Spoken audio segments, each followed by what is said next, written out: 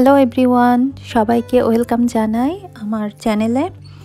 তো আজ আপনাদের সাথে শেয়ার করছি একদম অথেন্টিক একটা বাঙালি রেসিপি, যেটা আমাদের সবার প্রিয়। আর দেখেই বুঝতে পাচ্ছেন এটা হলো আলুর দম, একদমই নিরামিষ আলুর দম। তো আশা করছি আপনাদের আমার রেসিপিটা ভালো লাগবে, আর ভালো লাগলে অবশ্যই আমার চ্যানেলটি সাবস্ক্রাইব করে পাশে থাকবেন এরকম নতুন নতুন রেসিপি দেখার জন্য। তো চলুন দেখে নিই কীভাবে এই মজাদার রেসিপিটা তৈরি করতে হয়।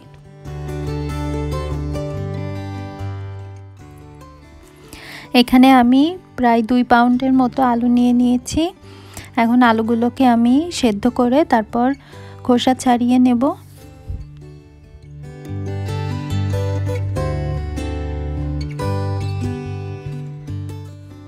এখানে দেখতে পাচ্ছেন আমি আলুগুলো খুব ভালো করে সেদ্ধ করে খোসা ছাড়িয়ে নিয়েছি। আর এখানে সব মশলা নিয়ে নিয়েছি যেগুলো লাগবে। তো প্রথমেই আছে ফোড়ন দেওয়ার জন্য তেজপাতা, শুকনো লঙ্কা, জিরে আর হচ্ছে এলাচি। আর এখানে আছে আদা আর কাঁচা লঙ্কা বাটা, এখানে আছে শুকনো মরিচ বাটা, তারপর আছে ধনিয়া বাটা, জিরা বাটা আর হচ্ছে গরম মশলা। তো আমি আজ বাটা মশলায় রান্নাটা করব, যাতে একদম অথেন্টিক যে টেস্টটা সেটা আসে। তো এখানে আমি একটা প্যান বসিয়ে দিয়েছি চুলাতে। এবার দিয়ে দিচ্ছি পরিমাণ মতো সরিষার তেল। এই রান্নাটা সরিষার তেলে করলে বেশি ভালো লাগে, তবে আপনারা ইচ্ছা করলে সয়াবিন তেলও ইউজ করতে পারেন। তো তেল গরম হয়ে গেছে, এবার আমি ফোড়ন দিয়ে দিলাম শুকনো লঙ্কা, জিরা, তেজপাতা আর এলাচ।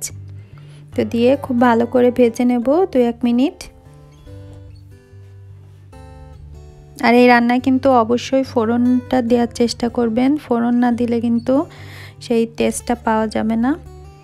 তো দেখতে পাচ্ছেন মোটামুটি এটা ভাজা হয়ে গেছে।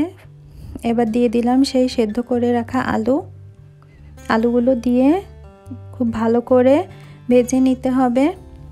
তবে এই পর্যায়ে কোনো হলুদ বা লবণ দেব না, কারণ হলুদ দিলে অনেক সময় লেগে যেতে পারে কড়াইতে, এজন্য হলুদটা পরেই দেব।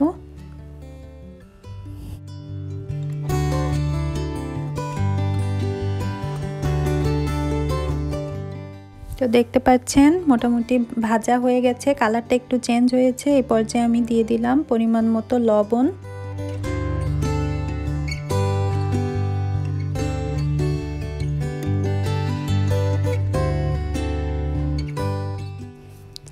আর দিয়ে দিলাম হলুদ। তো হলুদ আর লবণ দিয়ে এবার আমি খুব ভালো করে আলুর সাথে মিশিয়ে নিচ্ছি। আর এই পর্যায়ে চুলার আঁচ মিডিয়াম করে রাখবেন, কারণ খুব বেশি জাল দিলে পুড়ে যেতে পারে। তো 2-1 মিনিট ভাজার পর এখন আমি একে একে মশলাগুলো দিয়ে দেব। প্রথমেই দিচ্ছি জিরা বাটা, এখানে 2 টেবিল চামচের মতো জিরা বাটা আছে। তারপর দিলাম ধনিয়া বাটাও আছে 2 টেবিল চামচ। তারপর দিচ্ছি শুকনো মরিচ বাটা, আর তারপর দিয়ে দেব কাঁচা মরিচ আর আদা বাটা। আর ঝালটা সম্পূর্ণই ডিপেন্ড করে টেস্টের উপর।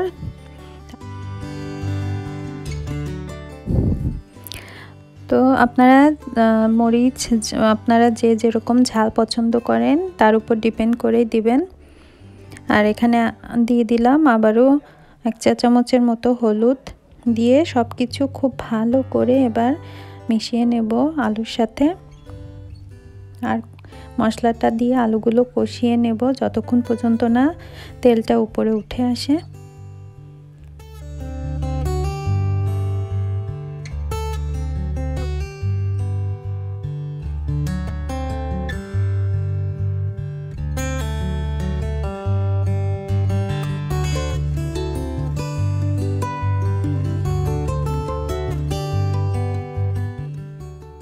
তো দেখতে পাচ্ছেন মশলাটা একদম কষানো হয়ে গেছে। এই পর্যায়ে আমি এখন দিয়ে দেব জল। আমি এখানে 2 কাপ জল ইউজ করেছি। দিয়ে এবার এটা ফুটতে দেব। আর ঢাকনা দেওয়ার কোনো দরকার নেই, কারণ আলুগুলো যেহেতু আগে থেকে সেদ্ধ করা আছে সেহেতু খুব বেশি সময় লাগবে না। এই অবস্থাতেই চুলার আঁচ একদম বাড়িয়ে দিয়ে এটাকে ফুটতে দিতে হবে। তো দেখতে পাচ্ছেন ফুটতে শুরু করেছে।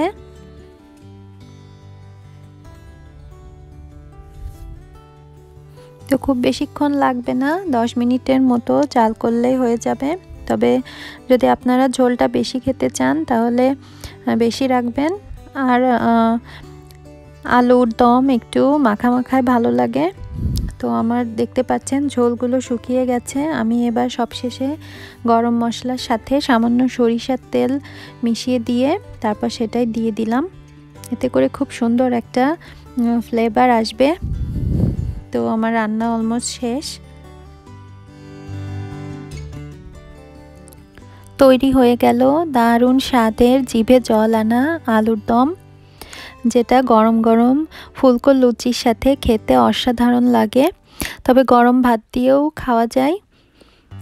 তো আশা করছি আমার রেসিপিটা আপনাদের ভালো লেগেছে। অবশ্যই বাড়িতে একবার ট্রাই করবেন, আশা করছি ভালো লাগবে।